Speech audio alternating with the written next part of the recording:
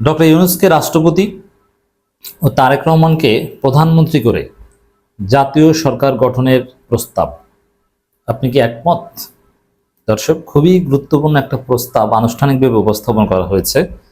যদিও প্রায় সেম প্রস্তাবনা, অলমোস্ট সেম প্রস্তাবনার পিনাকি ভট্টাচার্য দিয়ে আসছেন, এটা নতুনভাবে আবার সামনে আসে, আনুষ্ঠানিকভাবে সংবাদ সম্মেলন করে এই প্রস্তাব দেওয়া হয়েছে। আপনি এই প্রস্তাবের সাথে একমত কিনা দর্শক জানাবেন। খুবই গুরুত্বপূর্ণ। আই রিপিট, ডক্টর ইউনূসকে রাষ্ট্রপতি ও তারেক রহমানকে প্রধানমন্ত্রী করে জাতীয় সরকারের প্রস্তাব। দেখেন, বাংলাদেশের যে সমস্যা, বাংলাদেশের যে সংকট, নির্বাচন হলে এই সংকট আরো বাড়বে। নির্বাচনের তারিখ ঘোষণা হলেই বাংলাদেশের লাশের পর লাশ পড়বে, কারণ নির্বাচনের কোনো পরিবেশ এখন পর্যন্ত তৈরি হয়নি। বাংলাদেশের রাজনৈতিক সংস্কৃতি বা অনেক কিছু ব্যাপক পরিবর্তনের দরকার আছে, কোনো সংস্কার হয়নি। নির্বাচনে ভোট কারচুপি হবে, পেশি শক্তি, কালো টাকা, এগুলোর প্রদর্শনী হবে। এটা আমরা যে কেউ বুঝি, বিএনপিও জানে, কিন্তু তারপর ওই গায়ের জোরে তারা নির্বাচন করার চেষ্টা করছে। এছাড়া দর্শক, বিভিন্ন ক্ষেত্রে বাংলাদেশের অবস্থা ভালো না, ঝুঁকির মধ্যে আছে। অর্থনৈতিক স্থিতিশীলতা দরকার, যেটা একটা জাতীয় ঐক্য দরকার। বিভাজন থেকে আমাদের বেরিয়ে আসা দরকার। কিন্তু একটা নির্বাচিত সরকার আসলে এই সমস্যাগুলো বাড়বে।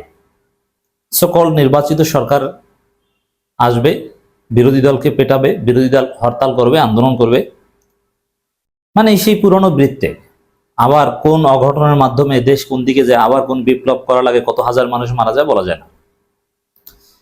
এই বাস্তবতায় এই so-called election before huge reforms কোনো সলিউশন না।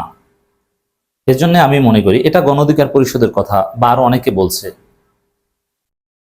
জাতীয় সরকার দরকার, জাতীয় ঐক্যমত্য সরকার দরকার, যেখানে ডক্টর ইউনূস থাকবে, এই উপদেষ্টা পরিষদের মধ্যে যাদের পারফরমেন্স ভালো তারাও থাকবে, রাজনৈতিক দলগুলোও থাকবে, জামাত থাকবে, বিএনপি থাকবে, সবাই থাকবে। এবং এই ধরনের সরকারে তারেক রহমান ডক্টর ইউনূসের ডেপুটি হিসাবে তিনি ফিট এবং তিনি এর হকদার। এ বিষয়ে কেউ আপত্তিও করবে না, জামাত আপত্তি করবে না, কেউ করবে না। নইলে দেশ একটা অনিশ্চয়তার মধ্যেই থাকবে। আমি আবারও বলছি, নির্বাচন যদি 2 বছর পর হয়, তারপরও দেশের সমস্যা পুরোপুরি সমাধান হবে না, বিভাজন থেকে যাবে, ষড়যন্ত্র, পাল্টা ষড়যন্ত্র, এগুলো থেকে যাবে। এজন্য সবাই মিলে যদি একটা সরকার গঠন করা যায়, তাহলে সত্যিকার অর্থে আমরা যে ঐক্যের স্বপ্ন দেখি, সে ঐক্য সম্ভব, আওয়ামী লীগকে নিশ্চিহ্ন করা সম্ভব। ডক্টর ইউনূসকে রাষ্ট্রপতি, তারেক রহমানকে প্রধানমন্ত্রী করে জাতীয় সরকারের প্রস্তাব। অন্তর্বর্তী সরকারের প্রধান উপদেষ্টা অধ্যাপক ডক্টর মোহাম্মদ ইউনূসকে রাষ্ট্রপতি ও বিএনপির ভারপ্রাপ্ত চেয়ারম্যান তারেক রহমানকে প্রধানমন্ত্রী করে জাতীয় সরকারের গঠন প্রস্তাব দিয়েছে নতুন দল জাতীয় ঐক্য সংহতি পরিষদ। এটা যারাই এই প্রস্তাব দিক, এই প্রস্তাবটা জনমানুষের প্রস্তাব।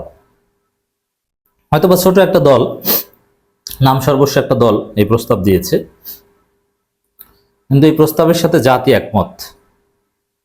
এই প্রস্তাবের উপর যদি গণভোটের আয়োজন হয়, দেখবেন যে সমগ্র জাতি এর সাথে একমত, সবাই হাসি মুখে মেনে নিয়েছে এবং মানুষ এটাই চায় যে ডক্টর ইউনূস প্রধান থাক, তারেক রহমান, শফিকুর রহমান এরা থাক, একটা সুন্দর সরকার গঠন করা হোক। আমি মনে করি বিএনপির হাইকমান্ড বা বিএনপির কিছু কিছু ভারতপন্থী বা লোভী নেতা জাতীয় সরকার বিরোধিতা করলো, মানে তারা একারা সব খাবে, ডক্টর ইউনূস কেন, এই ধরনের একটা মানসিকতা তারা বিরোধিতা করলো।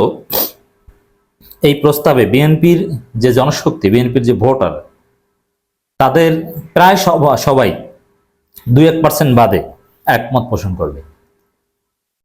আওয়ামী লীগ আর বিএনপির 1% বাদে সমগ্র জাতি এই বিষয়ে একমত পোষণ করবে। জামাতও আমি মনে করি কোনো আপত্তি করবে না।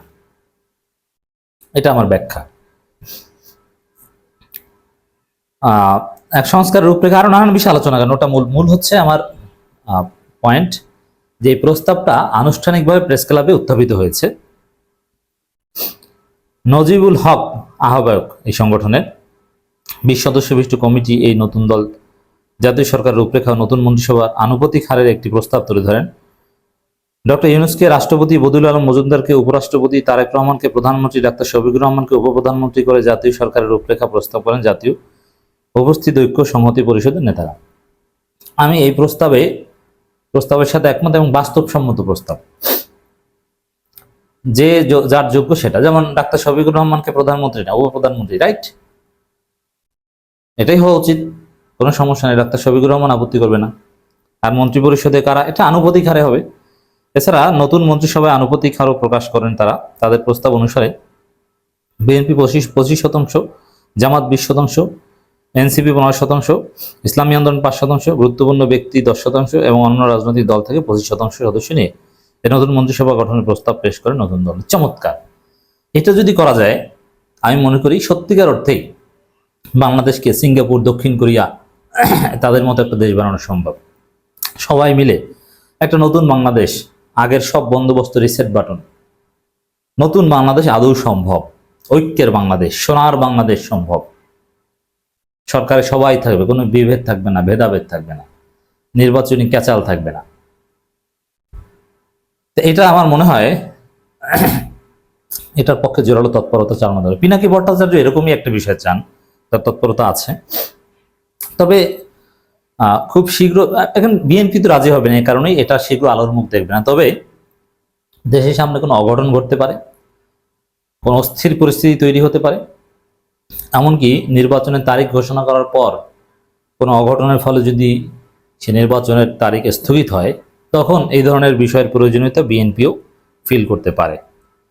দর্শক, আপনার মতামত জানাবেন, এই মহান বাস্তবসম্মত যুগান্তকারী প্রস্তাবের সাথে আপনি একমত কিনা।